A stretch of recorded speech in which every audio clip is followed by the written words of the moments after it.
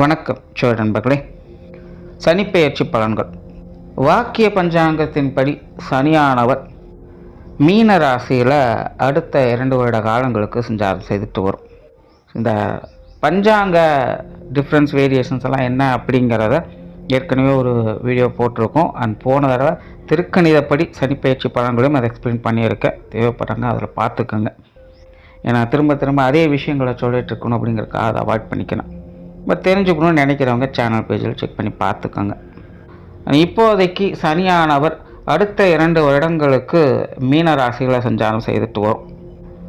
பொதுவாக மீன ராசியில் சனியினுடைய சஞ்சாரம் என்பது பொதுவான நிலைகளில் அது சலிப்பு தட்டக்கூடியதாகவும் மந்தமானதாகவும் இருக்கும். பொதுவாகவே சனி என்பது மந்த புத்தியுடையது தான். பட் மீன ராசியில் சனி சஞ்சாரம் செய்யக்கூடிய அந்த காலகட்டங்கள் சலிப்பையும் வெறுப்பையும் அதிகம் கொண்டு வரும். அதனால தான் பொதுவான வாழ்க்கையில் ஆல்ரெடி 1 வருட காலம் அப்படிங்கிறது எல்லாருக்குமே சலிப்பு தட்டக்கூடிய விஷயங்களாக இருந்து என்னதான் எல்லா விஷயங்களும் உங்களுக்கு அடுத்த நிலைகளுக்கு மாறி வந்தாலும் கூட சென்டர் ஆஃப் கிராவிட்டி அப்படிங்கிற மாதிரி திரும்ப வெறுப்பும் சலிப்பும் ஏதோ ஒரு வகையில் எல்லாருக்குள்ளேயும் நுழைஞ்சிருது. அதை அவாய்ட் பண்ணுற முடியறதில்ல, ஒதுக்கவும் முடியறதில்ல. ஏதோ மற்ற கிரகங்களுடைய நிலைகளாலும் பலத்தாலும் தான் என்னதான் வாழ்க்கை சலிப்பு தட்டக்கூடியதாக இருந்தாலும் சில ஆட்டப்பாட்டம் கொண்டாட்டங்களையும் அங்கங்கே பார்த்துக்கிட்டு வரும். ஒருவேளை அதுவும் கை கொடுக்கல அப்படின்னா டோட்டலாகவே எல்லாமே டம்ப் ஆகிடும். ஸோ மற்ற கிரகங்களுடைய நிலைகள் உண்மையிலே ஓரளவுக்கு எல்லாமே கை கொடுத்துட்டு வந்துட்டு தான் இருக்குது. அதுலேயும் இந்த 2026 குரு பேச்சு இருக்குது. இந்த குரு உச்சகதியும் அடைகிறாங்க. இங்கே சனியும் குருவும் நவபஞ்சம யோகத்தில் செயல்பட்டு வருவாங்க. இந்த யோகத்தினால சனியினுடைய இந்த மாதிரியான மந்த நிலைகள், சலிப்பு தட்டக்கூடிய விஷயங்கள் இதெல்லாமே கொஞ்சம் சரியாகும். அதனால தான் 2026 வருடம் அப்படிங்கிறது ஓரளவுக்கு நல்ல விஷயங்களை சொல்ல முடியுது. அதுலேயும் 2026 பிற்பகுதிகளும் சனியினுடைய 2027 முற்பகுதிகளும் சாதகமான நிலைகளில் வேலை செய்யும். அதுலேயும் 2026 வருடம் ஆரம்ப காலகட்டத்திலே பார்த்திங்கன்னா சனி தன்னுடைய சொந்த நட்சத்திரத்தில் உத்திரட்டாதி நட்சத்திரத்தில் சஞ்சாரம் செய்துட்டு வரும். ஸோ இதுவும் ஒரு ப்ளஸ்ஸாக தான் இருக்குது. அதனால் அந்த 2025 இருந்த மாதிரியான டிப்ரெஷன், டென்ஷன், பயம் போன்ற விஷயங்கள்லாம் இருக்காது. அது சனியினால் அந்த தொந்தரவுகள் அப்படிங்கிற பெருமளவில் பாதிக்கப்படாது. அதனால் இந்த சனிப்பெயர்ச்சி மிச்சம் இருக்கக்கூடிய 2 வருட காலங்கள் அப்படிங்கிறது சனியினால் பாதிப்புகள் அப்படிங்கிறது குறைவாகத்தான் இருக்குது. இதனால் எல்லா ராசிகளுக்குமே இந்த சனியினுடைய நிலை அப்படிங்கிறது ஓரளவுக்காவது சாதகமான நிலைகளாக தான் வேலை செஞ்சுட்டு இருக்கும். சுருக்கமாக சொன்னால் சனியை பொறுத்த வரைக்கும் அடுத்த 2 வருட காலங்கள் கண்டிப்பு அப்படிங்கிறது இருக்கும், தண்டிப்பு அப்படிங்கிறது இருக்காது. அதனால் இந்த சனி பயிற்சியை பொறுத்த வரைக்கும் ஒரு சாதகமான பயிற்சி அப்படின்னு பொதுவான வகையில் எடுத்துக்கலாம். இயற்கை சார்ந்த விஷயங்களில் சனியினால் மழை வளம் அப்படிங்கிறது நல்லா இருக்கும். இந்த இம்போர்ட் எக்ஸ்போர்ட் சார்ந்த விஷயங்கள்லாம் 2025 ரொம்பவுமே பாதிக்கப்பட்டது. அதெல்லாமே இந்த வருடங்களில் ஓரளவுக்கு எல்லாமே சால்வ் ஆகி நல்ல விஷயங்களை எட்டு பிடிக்கும். லாகரி வஸ்துக்களுடைய புழக்கங்கள் கொஞ்சம் குறைய ஆரம்பிக்கும். சுப விரயங்கள் அப்படிங்கிற இந்த காலகட்டங்களில் பொதுவாக எல்லாருக்கும் அதிகரிக்கும். அது அனாவசிய செலவுகள் போய் அத்தியாவசியங்களுக்காக செலவு செய்யக்கூடிய அமைப்புகள் அரசாங்க ரீதியாகவோ உலக பொருளாதார ரீதியாகவோ உண்டாகும். சுப காரியங்களில் இந்த திருமண தடைகள் என்பது அகலும். அதெல்லாம் தனக்கெல்லாம் இனிமேல் திருமணமே நடக்காது அப்படின்னு நினச்சவங்களுக்கு கூட திருமண பந்தத்தை ஏற்படுத்தி கொடுக்கும். திருமண தோஷம் ஏதாவது இருக்குது அப்படின்னா அதற்கான பரிகாரங்களை செஞ்சுட்டு வாங்க. கண்டிப்பாக இந்த காலகட்டங்கள் ஏதோ ஒரு வகையில் நன்மைகளை சேர்க்கும். அப்புறம் இந்த சொத்து சுகங்கள், இந்த அசட் ரீதியான விஷயங்களும் கல்வி ரீதியான விஷயங்களும் நிறைய மாற்றங்கள் ஏற்படக்கூடிய ஒரு காலகட்டமாகவும் இருக்கும். அது ஃப்யூச்சரில் நல்ல வளர்ச்சியை கொடுக்கக்கூடிய நிலைகளில் அந்த மாற்றங்களானது ஏற்படும். ஸோ இந்த சனிப்பெயர்ச்சியை பொறுத்த வரைக்கும் பெரும்பாலும் பொதுவான வகையிலேயே நல்ல விஷயங்களையே சொல்ல முடியுது. பட் சனியை பொறுத்த வரைக்கும் எப்போவுமே பொறுமை தான் பெருமை சேர்க்கும். அதனால் நிதானமாக படிப்படியாக நல்ல விஷயங்கள் அப்படிங்கிறது ஒன்றாக வந்து சேரும். இனி அடுத்தது உங்களுடைய ராசி மற்றும் லக்னங்களுக்கு இது என்ன மாதிரியான மாற்றங்களையும் என்ன மாதிரியான சாதக பாதகமான பலன்களை கொடுக்குது அப்படிங்கிறத பற்றி பார்க்கலாம். நீங்கள் சொல்லக்கூடிய விஷயங்கள் எல்லாமே ராசி ரீதியாகவும் பொருந்தும், லக்ன ரீதியாகவும் முழுமையாக பொருந்தும். இனி மேற்கொண்டு உங்களுக்கான பலன்கள் பார்க்கலாம். இந்த வீடியோ உங்களுக்கு பிடிச்சிருந்ததுன்னா லைக் பண்ணுங்கள், மற்றவங்களுக்கும் ஷேர் பண்ணுங்கள். சப்ஸ்கிரைப் பண்ணாதவங்க சப்ஸ்கிரைப் பண்ணிக்கோங்க. துலாம் ராசி மற்றும் துலாம் லக்னம் துலாமை பொறுத்த வரைக்கும் பெரும்பாலும் இந்த கிரக அமைப்புகளையே பார்த்தோம்னா ஒரு சில நேரங்களில் பாசிட்டிவாக வேலை செய்யுது, ஒரு சில நேரங்களில் நெகட்டிவாக வேலை செய்யுது. அதாவது ஜோதிட ரீதியாக ஒட்டுமொத்த கிரக அமைப்புகளுமே இந்த துலாம் ராசி துலாம் லக்னத்திற்கு இப்போ சமீப காலமாக இப்படி தான் வேலை செஞ்சுக்கிட்டு இருக்குது. அதனால தான் துலாம் ராசிக்காரங்களுக்கு இப்போது ரீசெண்ட் டைம்லலாம் பார்த்திங்கன்னா ஒரு சில விஷயங்கள் கை கெட்டுற மாதிரி போயிட்டு இருந்திருக்கும். ஆனால் கடைசி நேரங்களில் தவறி போகும். ஏதோ ஒன்று நம்பிக்கை கொடுக்குற மாதிரி விஷயங்கள் மாறிக்கிட்டு இருக்கும். ஆனால் சடனாக பார்த்திங்கன்னா கடைசி நேரத்தில் காலை வர விட்ட மாதிரி விஷயங்கள் மாறிடும். அதே போல் முடியாது, நடக்காது அப்படின்னு கைவிட்ட விஷயங்கள், நம்பிக்கை இழந்த விஷயங்கள் திடீர்னு துளிர் விட ஆரம்பிக்கும். அது முழுமையாக முடியுமா இல்லையா அப்படிங்கிறது தெரியாது, ஆனால் திரும்பவும் ஸ்டார்ட் ஆக ஆரம்பிச்சிருக்கும். ஸோ இங்கே வந்து ஒட்டுமொத்தத்தினுடைய துலாமினுடைய நிலை அப்படிங்கிறது அப்படி தான் இருக்குது. சடனாக சில சேஞ்சஸ் வாழ்க்கையோ கொலாப்ஸ் பண்ணிடுது. சரி, இது வேண்டாம், விட்டுடலாம், விலகிடலாம் அப்படின்னு நினைக்கக்கூடிய நேரத்தில் அங்கேயும் ஒரு மாற்றத்தை கொண்டு வந்து இல்லை இன்னொரு தடவை ட்ரை பண்ணி பார்க்கலாம் அப்படிங்கிற மாதிரியான மைண்ட் செட்டை கொண்டு வந்து விட்டுடும். அதனால் துலாமை பொறுத்த வரைக்கும் இது நல்லா இருக்கா இல்லையா அப்படிங்கிறதே பெரிய குழப்பமான விஷயங்கள் தான். ரொட்டீன் லைஃப்பில் பெருசாக கை வைக்கிறதுல அது எப்பவும் போல் போய்கிட்டே தான் இருக்கும். அதில் எந்த பிரச்சனையும் இல்லை, எப்படி பார்த்தாலும் அதை சமாளிச்சுக்கிறாங்க. ஆனால் மேஜராக எந்த வகையில் அது பிரச்சனைகளை கொண்டுட்டு வருது அப்படின்னு பார்த்தோம்னா மெயினாக ஃபினான்ஷியலாக தான் அது கை வைக்குது. இந்த ரீசெண்ட் டைமில் துலாம் ராசி துலாம் லக்னத்துக்கு தொடர்ந்து சொல்லக்கூடியது ஒன்று தான், காசு இருந்தாலும் அங்கே பிரச்சனை, காசு இல்லை அப்படின்னாலும் அங்கே பிரச்சனை தான். தவிர்க்க முடியாத விரயங்கள், செலவுகள், கடன் சுமைகள் அப்படின்னு இந்த பொருளாதார நிலைகளில் தொடர்ந்து ஒரு சலசலப்புகளுக்கு துலாம் ராசி துலாம் லக்னக்காரங்க உள்ளாக்கப்படுறாங்க. ஃபினான்ஷியலி ரொம்பவுமே ஸ்ட்ரகிள் ஆகக்கூடிய ராசி லக்னங்களை இந்த துலாம் ராசி துலாம் லக்னங்கிறது ஒரு முதலிடம் அப்படின்னே சொல்லலாம். என்ன பண்ணாலும் அதை வந்து கொண்டு வர முடியாது. சொத்து சுகங்கள் வகையில் பிரச்சனைகள், குடும்ப உறவுகளுக்குள்ள மனக்கசப்புகள் அப்படின்னு தொடர்ந்து ஏதோ ஒரு நெருக்கடிகளான விஷயங்களை அவங்க பார்த்துக்கிட்டே தான் இருக்காங்க. எல்லாம் முடிஞ்சிடும் அப்படின்னு நினைக்கக்கூடிய விஷயத்தில் திரும்பவும் ஆரம்பிக்குது அப்படிங்கிற மாதிரி தான் அதெல்லாமே போகும். தொழில் வேலை உத்தியோகமாக கூட ஒரு மாதிரியான தடுமாற்றங்களோடு தான் துலாம் ராசி துலாம் லக்னக்காரங்க போயிட்டுருப்பாங்க. இப்போது சமீப காலங்களில் ஓரளவுக்கு பரவாயில்ல அப்படின்னு சொல்லலாம். அதற்கு முன்னாடி எல்லாம் ரொம்பவுமே மெனக்கிட வேண்டிய சூழ்நிலைகள் அப்படிங்கிறது இருந்திருக்கும்.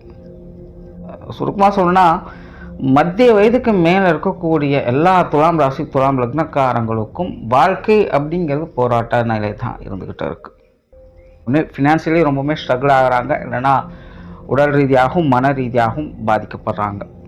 பட் என்னென்னா இதெல்லாமே தொடர்ச்சியாக இருக்கிறது இல்லை. ஆசை காட்டி மோசம் செய்யுது அப்படிங்கிற மாதிரி நடக்கும்.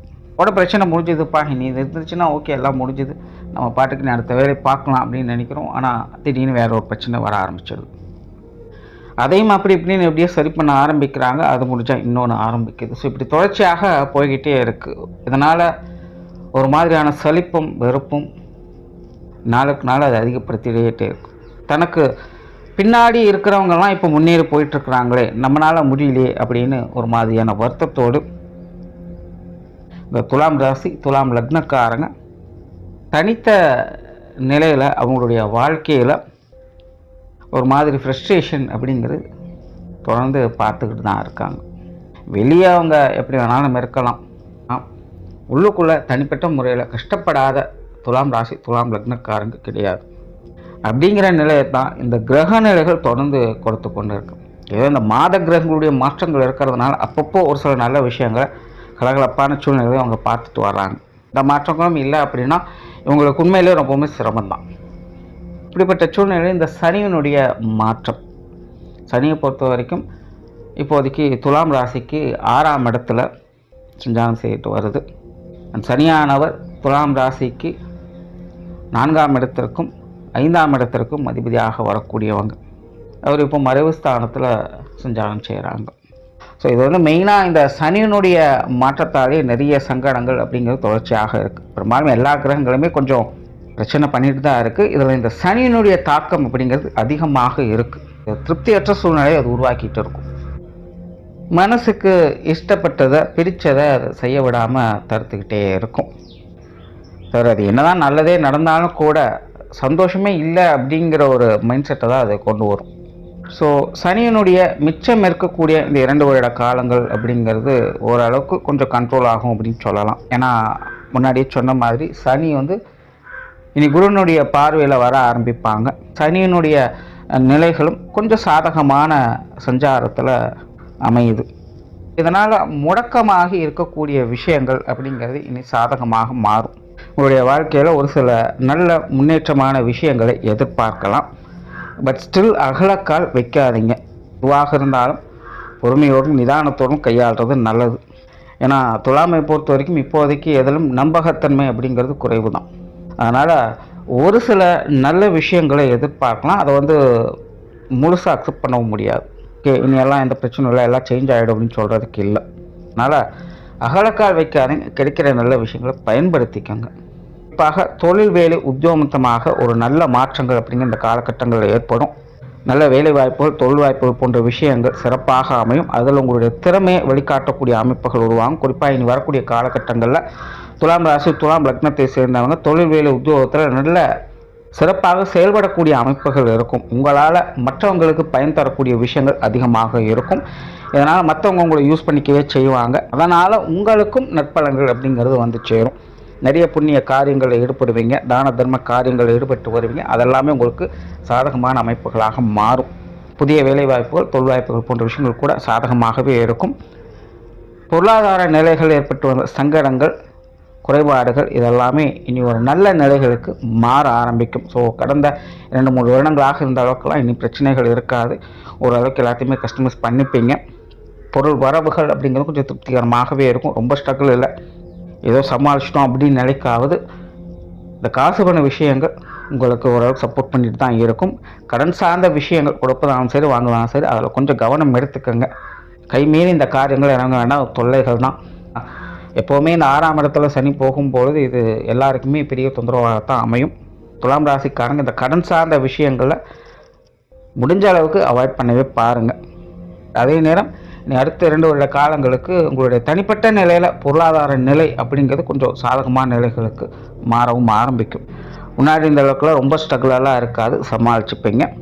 உற்றார் உறவினர்கள், நண்பர்கள் வகையில் சங்கடங்கள் தொடர்ந்து இருக்கத்தான் செய்யும். சூழ்நிலை சந்தர்ப்பம் பார்த்து அனுசரித்து போய்க்கோங்க. பெரும்பாலும் இந்த 6ஆம் இடத்துல சனி வரக்கூடிய காலகட்டங்கள் அப்படிங்கிறது இது எப்போவுமே பிரச்சனை தான். நம்பியவர்களே ஏமாற்றக்கூடிய நிலைகள் ஏற்படும். அதனால் அந்த மாதிரியான விஷயங்கள்லாம் கொஞ்சம் தவிர்க்கவே பாருங்கள். உற்றார் உறவினர்கள், நண்பர்கள் வகையில் சங்கடங்களை வளர்த்துக்காதீங்க. இப்போதைய நிலையில் அவங்க கை கொஞ்சம் ஓங்கி தான் இருக்கும். காலம் கணிஞ்சு வரும்போது அவங்களுடைய நிலையும் மாற ஆரம்பிக்கும். அப்போ பார்த்துக்கலாம். இது இப்போதைக்கு உங்களுக்கு அமைதியாக இருக்க வேண்டிய ஒரு காலம். மாணவர்களுக்கு கல்வி வித்தை சார்ந்த விஷயங்கள் சாதகமாகவே இருக்கும். மாணவர்களுடைய தேவைகள் பூர்த்தியாகும்.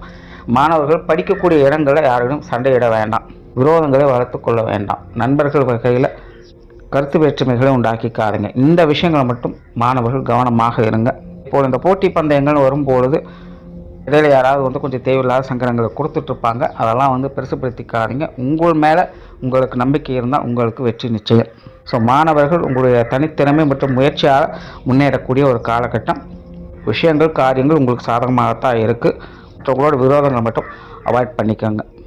வெளியூர் மற்றும் வெளிநாடு சம்பந்தப்பட்ட விஷயங்கள் துலாம் ராசி, துலாம் லக்னக்காரங்களுக்கு சாதகமாகவே இருக்குது. தொழில் நிமித்தமாக மற்ற விஷயங்கள் எதுவாக இருந்தாலும் வெளிநாடு சம்பந்தப்பட்ட விஷயங்கள் ரொம்பவுமே சாதகமாக இருக்குது. வெளியூர் சார்ந்த விஷயங்கள் கூட முயற்சிகளை கேட்ட நல்ல பலன்களை கொடுத்துக்கிட்டு வரும். குடும்ப விஷயங்கள், காரியங்கள் இந்த சனிப்பெயர்ச்சிக்கு அப்புறம் ஒரு சிறப்பான விஷயங்களை பார்க்க முடியும். குடும்ப சூழ்நிலைகள் எல்லாமே சமாளிக்கக்கூடிய நிலைகள் தான் இருக்குது. பெருசாக சங்கடங்கள் எதுவும் இல்லை. பெரும்பாலும் துலாம் ராசிக்காரங்க, துலாம் லக்னக்காரங்க எல்லாருமே பார்த்திங்கன்னா விட்டு கொடுத்து போகிறது குடும்ப விஷயங்களுக்காகத்தான் இருக்குது. மற்றதில் கூட கொஞ்சம் ஏட்டிக்கு போட்டியாக முறைப்பச்சுட்டு போயிடுவாங்க. ஆனால் குடும்ப வாழ்க்கை அப்படின்னு வரும்போது அவங்க விட்டு கொடுத்து அனுசரித்து தான் போகிறாங்க. ஸோ அந்த நிலை இப்போவும் தொடர்ந்து இருக்கத்தான் செய்யும். அதனால் குடும்ப வாழ்க்கையில் ஓரளவுக்கு எல்லா விஷயங்களும் சுமூகமாகவே பார்த்துப்பீங்க.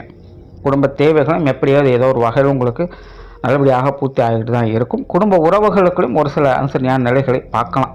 கொஞ்சம் கான்ட்ரவர்சியான நிலைகள் இருக்கத்தான் செய்யுது. பட் இந்த குருவனுடைய பார்வை இருக்கிறதுனால பெருமளவில் சங்கடங்கள் இருக்காது. ஓரளவுக்கு எல்லாத்தையுமே அமைதியாக பார்த்துக்க முடியும். திருமண அமைப்புகள், புத்திரபாக்கிய அமைப்புகள், இது போன்ற விஷயங்களுக்காக முயற்சிகள் என்பது இருக்கும். இது சார்ந்த விஷயங்கள் கொஞ்சம் பட்டும்படாமல் தான் போய்கிட்டு இருக்கும். குழந்தை பாக்கிய அமைப்புகள் அப்படிங்கிறது ஓரளவுக்கு சப்போர்ட்ஃபுல்லாக வேலை செய்யுது. திருமண அமைப்புகள் கொஞ்சம் குழப்பங்கள் தரக்கூடிய நிலைகள் தான் இருக்குது. 2 வருட காலங்களில் சனி அப்பப்போ வக்ர நிலை, அதிசார நிலை பெறுவாங்க. ஸோ அந்த காலகட்டங்களில் இந்த திருமண விஷயங்கள் அப்படிங்கிறது கொஞ்சம் கைக்கூடி வரும். ஸோ இந்த கால நேரங்கள் பார்த்து இது சார்ந்த விஷயங்கள் கொஞ்சம் அனுசரித்து போய்க்கோங்க. ஸோ ஓவராலாக இந்த சனியினுடைய மாற்றம் துலாம் ராசி, துலாம் லக்னத்தை பொறுத்த வரைக்கும் மிதமான அளவில் தான் வேலை செய்யும். ஆனால் அதுக்கு சனி மட்டுமே முக்கிய காரணம் அப்படின்னு சொல்ல முடியாது. அதனால் துலாம் ராசி, துலாம் லக்னக்காரங்க கொஞ்சம் பொறுமையாக எல்லா விஷயத்தையும் ஹேண்டில் பண்ணுங்கள். எதிலும் அகலக்கால் வைக்காதீங்க. நன்றி, வணக்கம், வாழ்க வளமுடன்.